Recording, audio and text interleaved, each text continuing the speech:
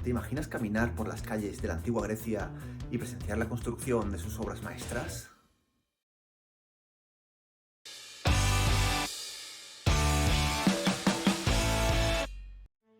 El nacimiento de la cultura y el arte griego antiguo tuvo lugar hacia el 800 a.C., cuando el mundo helénico superó la crisis provocada por el hundimiento de las civilizaciones minoica y micénica, cuyas formas artísticas analizaremos en vídeos posteriores. El arte griego propiamente dicho se puede dividir en tres grandes periodos históricos. En el periodo arcaico empiezan a fijarse los estilos arquitectónicos y se inicia la evolución estilística. La época clásica supuso el momento de máximo esplendor del arte griego. La polis de Atenas destacó en el siglo V con el gobierno de Pericles. Por último, el periodo helenístico. Tras la fragmentación del imperio de Alejandro Magno y la formación de los reinos helenísticos, se dará una fusión de rasgos helénicos y orientales, que favorecerá la eclosión de una potente cultura. Será un periodo en el que Grecia exporta su refinamiento cultural y desaparecerá con la conquista romana.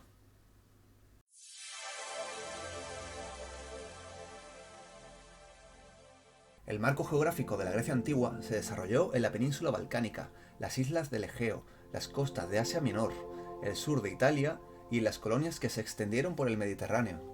En la antigua Grecia, el concepto de arte abarcaba diversas expresiones como poesía, música y oficios manuales.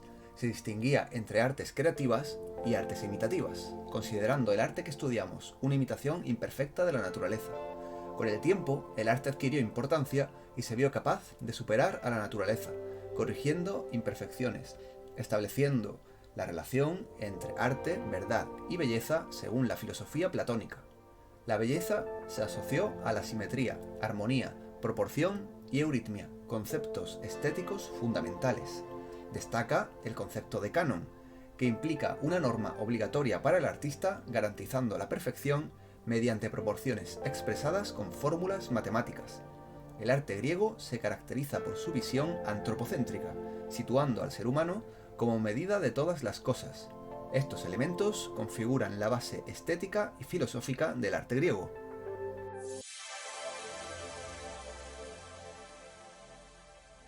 En la arquitectura griega se destacan edificios proporcionados a la medida humana, a diferencia de las dimensiones monumentales de otras civilizaciones.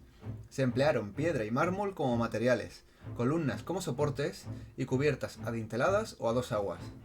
La búsqueda de la belleza llevó a la creación de órdenes arquitectónicos que establecían reglas para la disposición y proporción de las partes del edificio.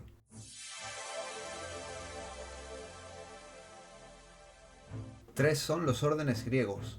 El dórico fue el estilo más antiguo y más sobrio, caracterizado por una columna de fuste estriado en arista viva, sin basa y con un capitel formado por molduras circulares.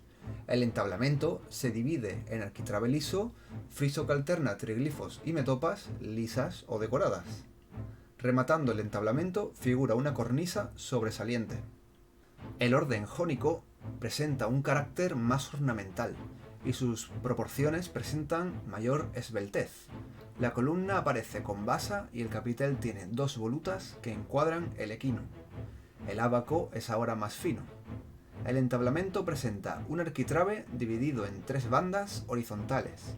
El friso es continuo y la cornisa también es saliente. El orden corintio se incorpora a la arquitectura griega de manera más tardía.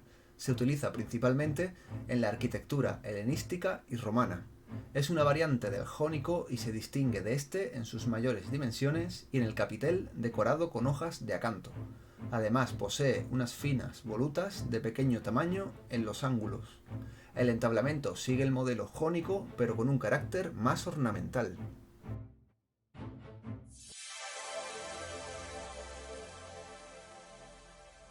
El templo fue el edificio griego más importante. Era la casa simbólica del dios y albergaba su estatua y su tesoro. Los fieles no entraban al interior, ya que el culto y las ceremonias religiosas se realizaban al aire libre. El edificio se levantaba sobre un basamento y solía tener forma rectangular. La cubierta a dos vertientes se apoyaba en un muro que solía estar rodeado de columnas. El interior se dividía en varias partes: un vestíbulo o pronaos, una estancia principal o naos, donde se situaba la estatua de la divinidad, y otra estancia, el opistódomos, donde se guardaban las ofrendas y el tesoro. Según sus características, el templo recibe diferentes denominaciones.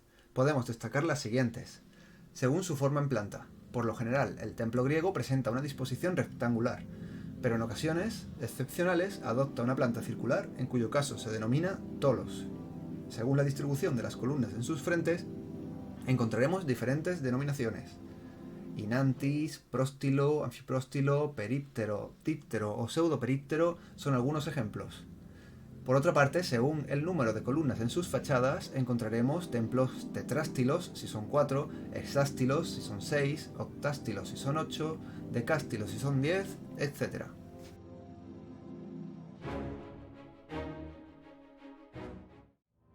Como ejemplo de templo de época arcaica tenemos el de Apolo en Corinto. Una característica destacada es que las columnas son monolíticas, talladas a partir de un solo bloque. Los templos más importantes se levantaron en el siglo V a.C. en la Acrópolis de Atenas. El ejemplo más representativo de templo griego y que además está en la Acrópolis es el Partenón de Atenas. Se construyó en honor a la diosa Atenea Partenos, debido al agradecimiento que sentían los atenienses por haberles conducido a la victoria sobre los persas. Se llevó a cabo su construcción por Ictinos y Calícrates, bajo la supervisión de Fidias, y dentro del proyecto de restauración de la antigua Acrópolis de la ciudad, emprendido por Pericles tras su destrucción por los persas. Construido con mármol pentélico, decorado con vivos colores, aunque a día de hoy haya perdido su policromía, es un templo de planta rectangular, dórico, octástilo, períptero y anfipróstilo. Se trata de una construcción armónica y equilibrada. Los arquitectos introdujeron sutiles correcciones, estilo vato abombado, curvatura del entablamento, inclinación y abultamiento de las columnas, distancia desigual entre las columnas, etc. Así buscaban la armonía visual. En los accesos a la naos y opistódomos hay pórticos con 6 columnas. En el interior, la naos tenía una columnata de doble piso que rodeaba la estatua de Atenea, obra de Fidias. Aunque es un templo dórico, el friso interior que rodeaba la naos es de orden jónico, en el que Fidias representó la procesión de las Panateneas. Señalando otro templo de la Acrópolis, destaca el Erecteion, un templo jónico de planta rectangular, precedido por varios pórticos que acogen distintos altares y espacios sagrados. Entre ellos destaca en el pórtico sur la tribuna de las Cariátides, en el que estas figuras femeninas desempeñan la función de columnas. Y para terminar con los templos de época clásica, haremos mención de otro templo situado en la Acrópolis de Atenas. Se trata del templo de Atenea Nike, levantado junto a los Propíleos. Es un templo pequeño, realizado en orden jónico, tetrástilo y anfipróstilo, en cuyo interior solo hay un espacio, la cela. El acceso a la naos presenta 2 pilares cuadrados en lugar de 2 columnas inantis. Las ceremonias religiosas se realizaban en el exterior del templo, mientras que en su interior se custodiaba la imagen de la divinidad y el tesoro. Y por último, como ejemplos helenísticos, tenemos este templo de Zeus olímpico en Atenas, que presenta un orden corintio de grandes dimensiones. Además de los edificios religiosos, los griegos también edificaron construcciones civiles, como por ejemplo los teatros. Entre ellos destaca por su buen estado de conservación el teatro de Epidauro. Se divide en 3 partes: la orquesta, que supone un espacio circular para la danza y el coro; la cavea, situada en la ladera de una colina aprovechando la pendiente natural de la montaña, lugar donde se situaban los espectadores; y la escena, donde se desarrollaba la acción teatral, de planta rectangular. Este teatro sirvió como modelo para la construcción de numerosos teatros posteriores. Este viaje a través de la arquitectura de la antigua Grecia nos ha llevado a una conclusión atemporal. La belleza y la innovación de estas estructuras no solo son un tributo al ingenio humano, sino también una ventana a la comprensión profunda de una cultura que ha dejado una marca imborrable en la historia de la humanidad. La antigua Grecia no solo construyó templos, creó un legado que sigue inspirándonos y asombrándonos en la actualidad. Queridos espectadores, al contemplar la majestuosidad de esta odisea artística, podemos comprender cómo el arte griego es un portal hacia un sinfín de enigmas y maravillas que nos permitirá seguir explorando a través de esta aventura. ¡Hasta la próxima!